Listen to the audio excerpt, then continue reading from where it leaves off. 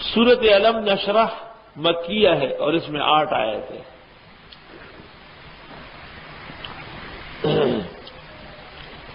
اس صورت میں بھی جناب رسول اللہ صلی اللہ علیہ وسلم کے 3 مقامات بیان ہوئے ہیں. ایک شرع صدر ہے، دوسرا وضع وزر ہے، تیسرا رفع ذکر ہے.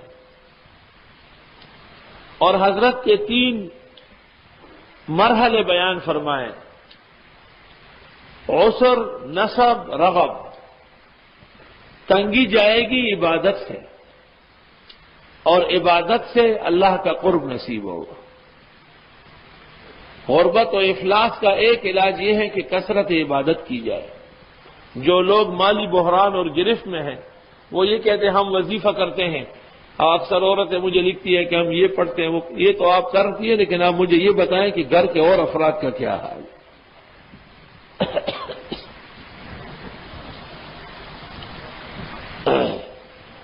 اور پھر یہ سمجھنا کہ ہم بہت اچھے ہیں اور اللہ کی طرف سے گرفت ہو گئی، یہ بات بھی کم عقلوں کی ہے. اچھا تب ہو جب اللہ راضی ہو. اور اللہ کی رضا کی پہلی نشانی یہ ہے کہ اطمینان قلب ہو. یا ایتھا النفس المطمئنہ. اور آپ کو اطمینان قلب نہیں ہے تو معلوم ہوا کہ آپ کی عبادت اللہ کے ہاں ناپسندیدہ ہے.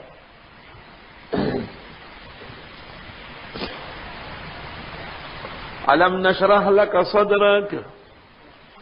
آیا ہم نے کھولا نہیں تھا آپ کے لیے آپ کا سینہ. ووضعنا عنک وزرک. اور اتارا آپ سے بوجھ آپ کا. الذی وہ بوجھ انقض ظہرک جس نے توڑ رکھی تھی آپ کی کمر. رسول اللہ صلی اللہ علیہ وسلم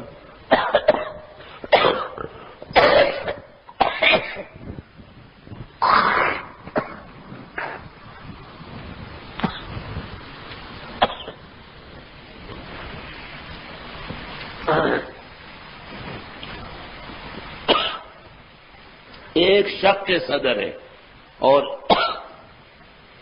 ایک شرح صدر ہے.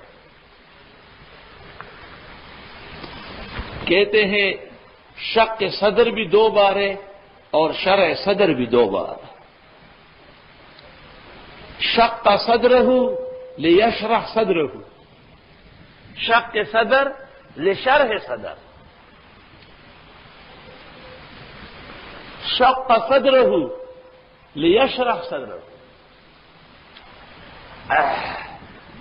نووی نے شرح صحیح کے اندر 4 مرتبہ لکھا ہے تو شق اور شرح کا فرق نہیں کیا. اور جنہوں نے شق اور شرح کا فرق کیا ہے انہوں نے مرتين کا قول کیا ہے. اول جب جناب رسول اللہ صلی اللہ علیہ وسلم حلیمہ سعدیہ کے ہاں قبیلے بنو سعد میں تربیت پا رہے تھے اور آپ اپنے بھائیوں بہن رضائیوں کے ساتھ جنگل تشریف لے گئے تھے بھیڑ بکریاں چراتے ہوئے.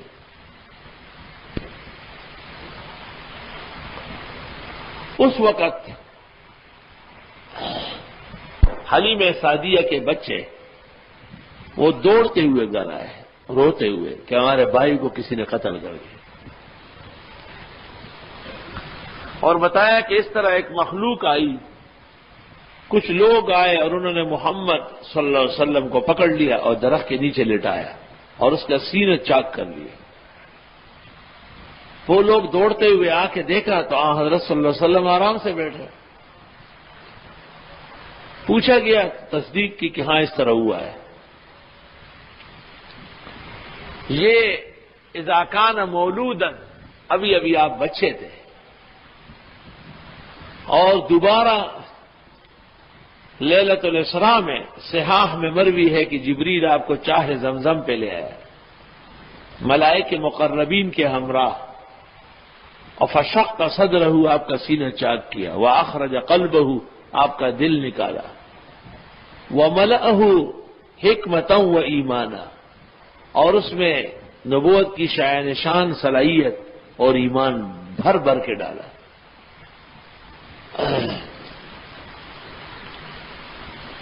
ھذا اذا کان نبیا معصوما وهو کان مولودا. وَهَذَا إِذَا كَانَ نَبِيًّا مُرْسَلًا۔ شرح صدر اس کیفیت کو کہتے ہیں جس سے اللہ کی عبادت اور قضاء و قدر کے لیے مومن تیار ہو جائے۔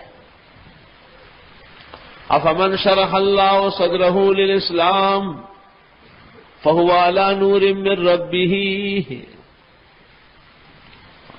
دیکھو، مومن جو اللہ کے احکام پر خوش و خرم ہے تو اس کی بنیاد شرح صدر ہے۔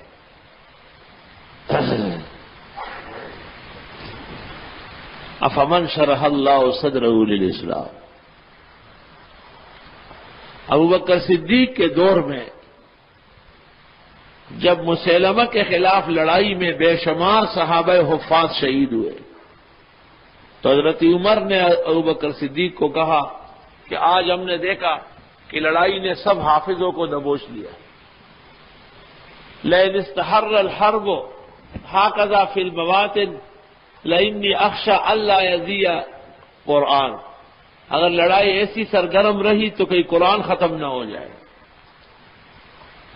فإنی احب ان تأمر بأن یجمع، میں چاہتا ہوں کہ آپ حکم دیں کہ قرآن جمع کیا جائے۔ تو ابو بکر نے کہا کیف تقول لی امرا لم یفعلہ رسول اللہ صلی اللہ علیہ وسلم، ایسے کام کا کیوں کہتے ہو جو پیغمبر نے نہیں کیا؟ فقال عمر ہوا خیر، یہ دین کا کام ہے۔ فراجع ثم راجع حتی قال ابو بکر شرح اللہ لہ صدری کما شرح صدر عمر۔ دیکھیں، اب اللہ نے میرا سینہ بھی کھول دیا جیسے اللہ تعالیٰ نے عمر کا سینہ کھولا ہے۔ اللہ، تو شرح صدر یہ اعزاز ہے اللہ کی طرف سے۔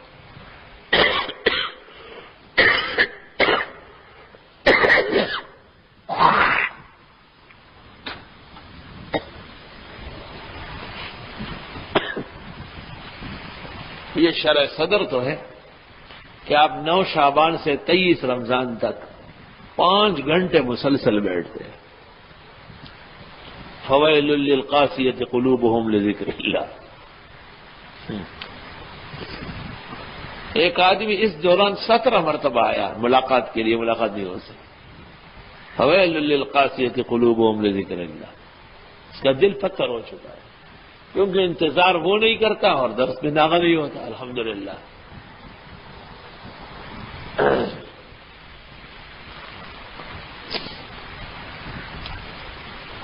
ایک زمانے میں یہاں فجر کے بعد قرآن کا درس ہوتا تھا تو اکثر لوگ بیٹھتے تھے، 2-3 بوڑھے تھے، وہ گیٹ پہ کھڑے ہو گئے تھے۔ تو جب وہ اٹھ کے چلے گئے میں نے سمجھے چلے گئے، بوڑھے آدمی نہیں بیٹھ سکتے۔ ایک دن مجھے اندازہ ہوا کہ یہ باہر کھڑے ہوتے ہیں، تو میں نے ایک دن ان سے پوچھا کہ درس کے وقت آپ باہر کھڑے ہوتے ہیں؟ کہاں وہ ساتھی درس میں ہوتے ہیں نا، وہ جب آتے ہیں تو پھر ہم چلتے ہیں۔ تو میں نے کہا آپ درس میں کیوں نہیں بیٹھتے؟ تو کہنے لگے دل تنگ ہوتا ہے۔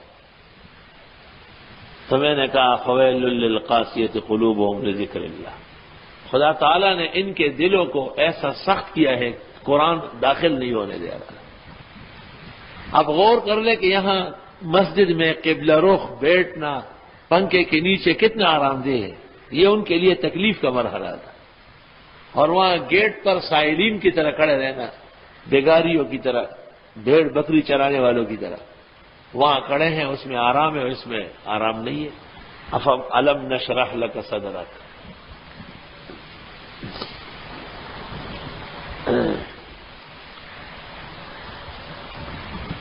حکیم الامت مولانا اشرف علی صاحب رحمۃ اللہ علیہ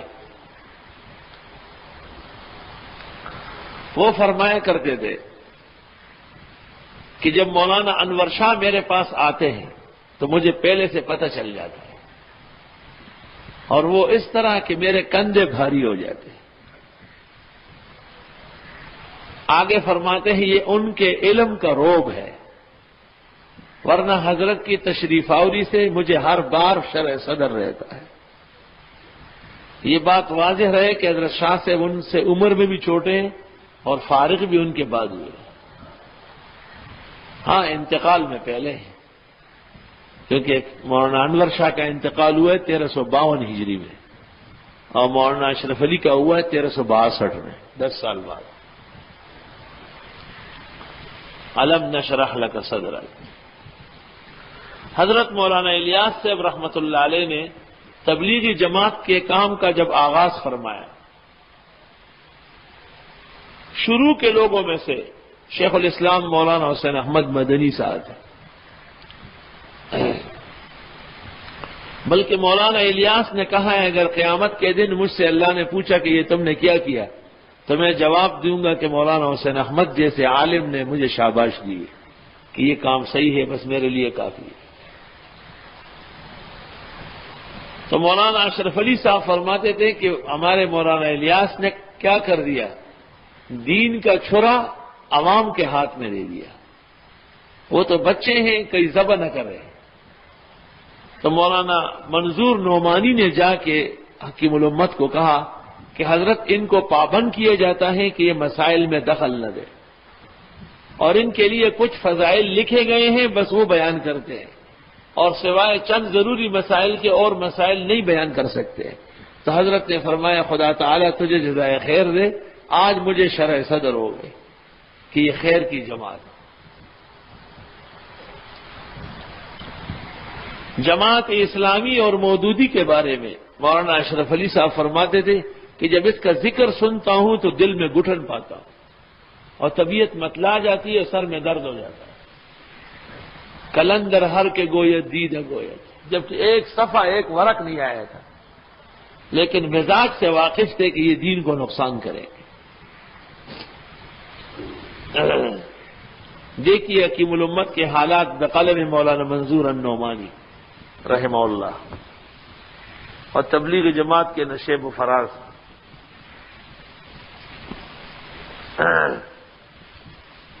الم نشرح لک صدرک، آیا کھولا نہیں ہم نے آپ کا سینہ علم نبوت کے لیے، حکمت و ایمان کے لیے. ووضعنا عنک وزرک، اور ہٹایا نہیں آپ سے بوجھ آپ کا. ہر نئے کام کا بوجھ ہوتا ہے. ان لک فی النہار سبحا طویلا سنلقی علیک قولا ثقیلا. اللہ خود فرماتے ہیں کہ بہت بھاری کلام ہے. لو انزلنا هذا القرآن على جبل لرأيته خاشعا متصدعا. قرآن تو اتنا وزنی. ووضعنا عنك وزرك، اور ہٹایا ہم نے آپ سے بوجھ آپ کا. بہت آبائے نبوت کا بہت ثقل تھا. الذی انقض ظہرک، وہ وزر، وہ بوجھ جس نے توڑ رکھی تھی آپ کی کمر. نقضا اور انقضا دونوں متعدی ہیں. ولا تکونوا کاللتی نقضت غزلها من بعد قوت انکاثا، سورۃ نحل. وہاں نقضت ہے. اور فقہ کے اندر بھی نواقض وضو ہے. نواقض وضو اگر انقضا مستعمل ہو تو پھر منقض آئے گا،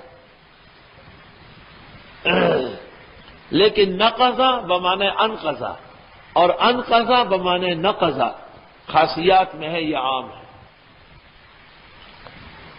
ورفعنا لک ذکرک، اور ہم بلند کریں گے آپ کا ذکر، یعنی ہم پہنچا دیں گے آپ کی نبوت کا پیغام.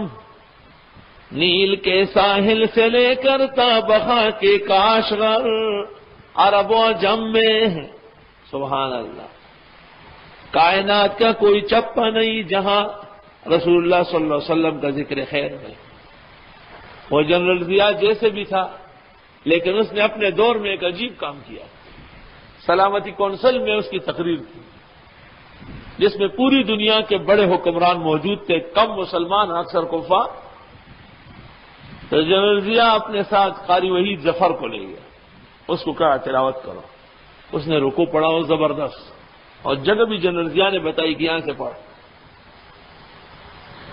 اور پھر جنرل ضیاء نے سلامتی کونسل کے ذریعے پوری دنیا کے حکمرانوں کو، کافروں کو ایمان کی دعوت دی. یہ شرف اس کو حاصل ہے. چنانچہ حضرت مولانا مفتی محمود صاحب رحمۃ اللہ علیہ جو جنرضیہ کے بہت سخت مخالف تھے، لیکن اگلے دن اخبار میں تھا کہ آپ نے فرمایا صدر کی تقریر دو ٹوک اور برمحل تھی. یہ حضرت نے اظہار کیا کہ صدر کی تقریر دو ٹوک اور برمحل تھی. ورفعنا لک ذکرک، کہاں عرب اور کہاں عجم، کہاں مکہ مدینہ اور کہاں گلشن، اور کہاں کراچی اور پاکستان، اور کہاں سرحد اور بلوچستان. ورفعنا لک ذکرک.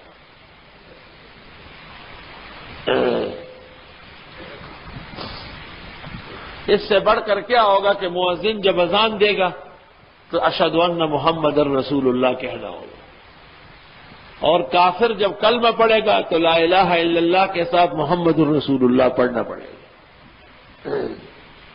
ورفعنا لک ذکرک فإن مع العسر یسرا، پس بے شک تنگی کے ساتھ آسانی ہے. ان مع العسر یسرا، بے شک تنگی کے ساتھ آسانی ہے.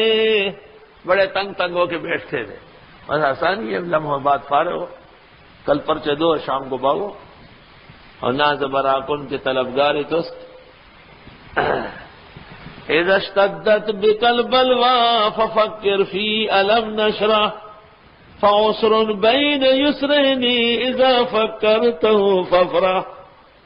ایک عسر دو یسروں میں ہے تو خوشی ہوگی آپ کو بہت کہ اللہ تعالیٰ اول و آخر امداد فرمائے گا. فَإِذَا فَرَغْتَ، جب آپ کاموں سے فارغ ہو جائیں، فَانْصَبْ، تو آپ اللہ کی طرف، اللہ کی عبادت کے لیے کھڑے ہو جائیں. فَانْصَبْ، روافظ کہتے ہیں کہ فَانْصَبْ صیغہ نہیں آ سکتا ہے، فَانْصِبْ آئے گا. تو ابو جعفر نحاس نے معنی القرآن میں لکھا ہے کہ بلیغ فنصب ہے، فنصب شاذ ہے، اس لیے قرات اس کی ٹھیک نہیں ہے. روافظ کی عربی میں اور مسلمانوں کی عربی میں فرق ہے. مسلمانوں کی عربی جو ہے یہ جاہلیت کی عربی ہے، اور یہ قحطان تک پہنچتی ہے، اور آگے یعرب تک، اور پھر اسماعیل علیہ السلام. لیکن روافظ کی عربی یہ یہود کو پہنچتی ہے، آگے یہودا کو، تو ان کا سلسلہ عربی کا دوسرا ہے. اس لیے وہ تقیہ کے قائل ہے، ہم توقات کے قائل ہیں. وہ امام کے قائل ہیں، ہم نبوت کے قائل ہیں. وہ خطبات علی کے قائل ہیں، ہم قرآن و سنت کے قائل ہیں. فیضا فرغتا، جب آپ فارغ ہو جائیں، فانصب، فقم یعنی فاعبد، اور تنویر المقیاس میں ہے اذا فرغت من صلاتک فدع، جب آپ نماز سے فارغ ہو جائے تو دعا مانگیے. غالیت المواعظ میں ہے عند کل ختمت خیر دعاء مستجاب، ہر خیر کے اخیر میں دعا قبول ہوتی ہے. وکان انس رضی اللہ عنہ اذا ختم القرآن جمع اہلہ واولادہ ثم يدعون، قرآن شریف مکمل کر کے بال بچوں سب کو جمع کر کے پھر دعا اجتماعی کرتے تھے. ہر نماز کے بعد دعا ہے. جو نماز اجتماعی ہے جیسے مکتوبہ، اس کے بعد دعا بھی بالجمع ہوگی. دعا اجتماعی کے لیے اتنا کافی ہے کہ اس کا معنی موجود نہیں ہے. جو لوگ یہ کہتے ہیں کہ اجتماعی دعا کی دلیل قولی و فعلی پیش کر لے، ان کی عقل پر تف ہے ایسا کہ وہ یہ بات کیسی کرتے ہیں. مولانا انور شاہ صاحب رحمۃ اللہ علیہ نے فیض الباری جلد رابع صفحہ 441 پر لکھا ہے کہ دعا بعد المکتوبہ مستحب ہے، انفرادن اور اجتماعاً، اور فرمایا اگرچہ یہ اس کا ثبوت احیاناً ہے، وَكَذَلِكَ شَاكِلَةُ فِي الْمُسْتَحَبَّاتِ إِنَّهَا تَثْبُتُ طَوْرًا فَطَوْرًا، مستحب تو ایک آدھ دفعہ ثابت ہوتی ہے، پھر اس پر امت مداومت کرتی ہے اور اجر و ثواب پاتی ہے. فیض الباری جلد رابع.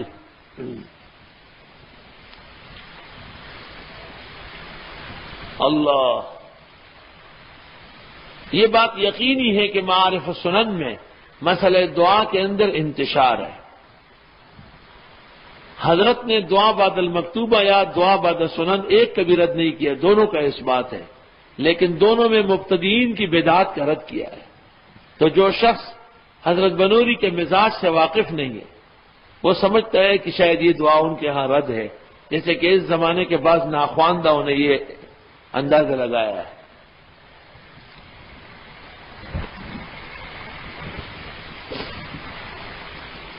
ہاں، جنازے کے بعد دعا چونکہ فقہا تصریح کر چکے ہیں کہ نہیں ہونا چاہیے۔ مرقات شرح مشکات جلد 4 صفحہ 461، ملا علی قاری لکھتے ہیں فلا يدعو للمیت بعد صلاة الجنازہ لأنه يشبه الزیادة فی صلاة الجنازہ، جنازے کے بعد دعا نہ مانگے۔ وأما الدعاء عند القبر بعد ما دفن المیت فأمر مشروع ومسنون۔ شاہ اسحاق دہلوی نے ایذاء الحق کے صریح فی احکام المیت الدریح میں بھی لکھا ہے